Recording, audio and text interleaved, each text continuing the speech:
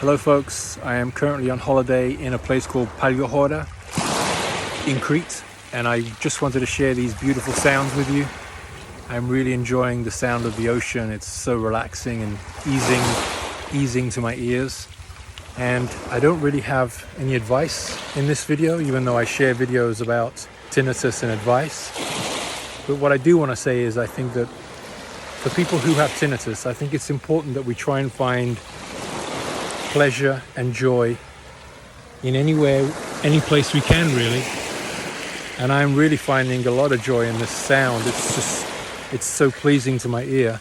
And I think it's important for people with tinnitus to just try and find any moment of joy and pleasure you can, because I know that it's difficult. And I think it's also ironic, just one last thought. I think it's ironic that sounds of nature like the ocean, the rain, they are the most pleasing to us with tinnitus. I think it's ironic that it's nature that are the most pleasing to our ear when we have tinnitus. There's something really beautiful and ironic in that.